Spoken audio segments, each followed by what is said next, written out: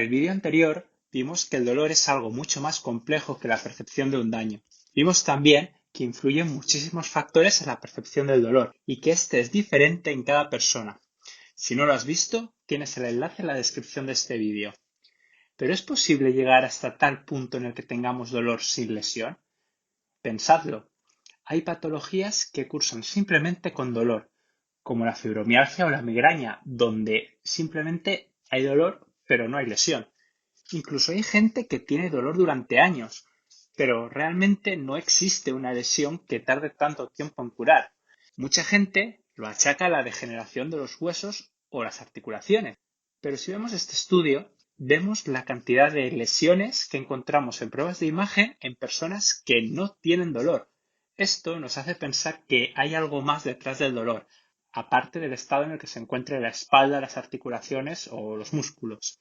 En algunas situaciones, el dolor perdura más allá de la curación del tejido. Es decir, las lesiones sanan, pero el dolor persiste. Y aquí el dolor se convierte en un problema porque ya no cumple con su función de protegernos, ya que no hay nada de qué protegernos. Se convierte en una causa de discapacidad.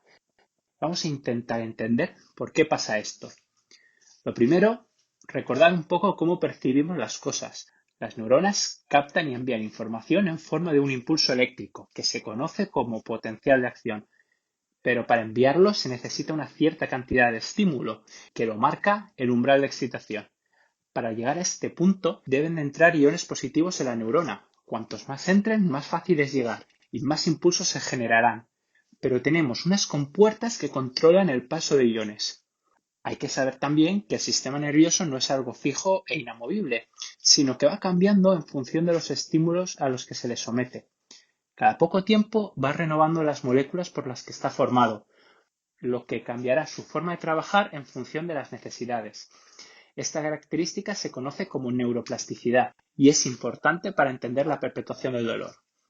Vamos a adentrarnos en la médula espinal, donde se unen dos neuronas que envían información de daño. Un estímulo continuado o intenso produce la entrada masiva de iones positivos en el interior de la neurona. Eso conllevará la apertura de nuevas compuertas que permitirán el paso de sustancias que marcarán el inicio de unos cambios en la neurona. Para empezar, se generarán más compuertas aún para permitir el paso de más iones positivos y encima, estas se mantendrán abiertas más tiempo, lo que producirá más impulsos y más rápido. Imaginaos un supermercado en hora punta. Para poder ser eficientes, lo que hacen es abrir más líneas de cajas, para que los clientes no tengan que esperar en la cola, y en vez de salir de 2 en 2, saldrán de 6 en 6. Pero este no es el único cambio que se produce. Estas neuronas liberan sustancias que bajarán el umbral de excitación de las neuronas de alrededor, para que también envíen impulsos eléctricos.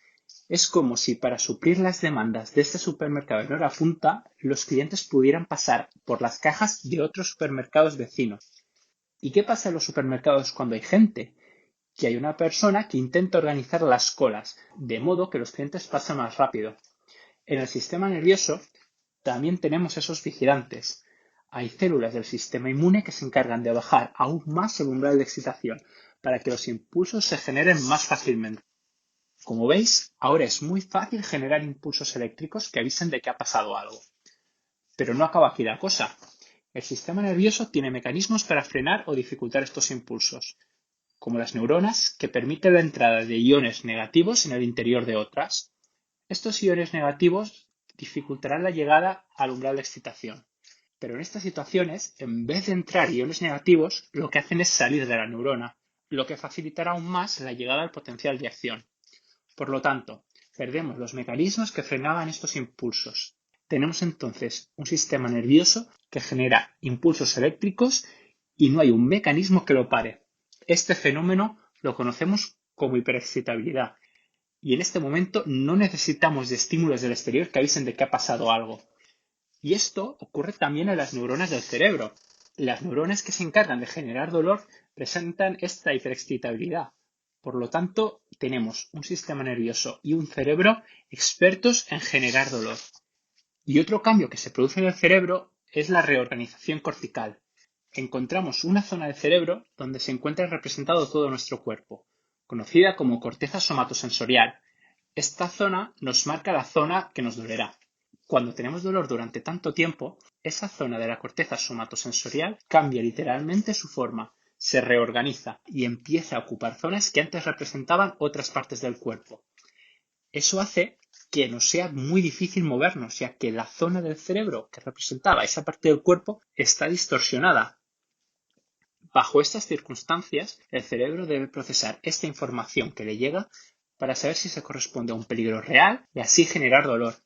Pero la información que le llega no representa lo que realmente pasa en el exterior, ya que los impulsos se están generando en la médula espinal. Encima, las neuronas que se encargan de procesar el dolor se activan más fácilmente. Esto produce que el resultado final, que es la percepción del dolor, no se corresponda a un peligro o un daño real. Esto es como una alarma antirrobos de una casa. La alarma, al detectar movimiento, suena para informar que hay alguien dentro.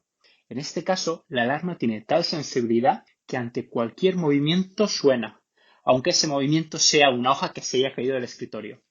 Pero como hemos dicho antes, el cerebro cambia su modo de trabajar constantemente. Estos cambios se producen cuando tenemos dolor, solo que al curar revierten. Pero hay situaciones en las que parece que esto no ocurre. ¿Cómo pueden perdurar estos cambios más allá de las lesiones? Aún se están investigando los mecanismos por los cuales estos cambios perduran, pero sí sabemos de ciertos factores de riesgo de cronificación del dolor, y muchos de ellos se conocen como factores psicosociales, como por ejemplo la creencia de que el dolor es algo grave y discapacitante.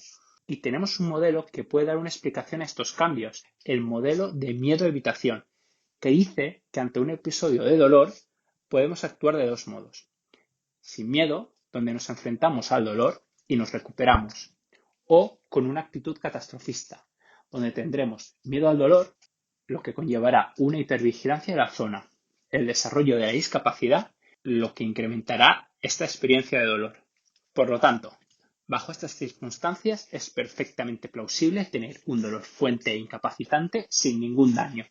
Y este tipo de problemas los encontramos en patologías que hemos nombrado antes, como la fibromialgia o la migraña, pero también en el síndrome de intestino irritable o del dolor lumbar crónico, donde no se encuentra ningún daño que justifique el dolor del paciente. Si te ha gustado este vídeo, por favor, házmelo saber con un me gusta o dejando un comentario.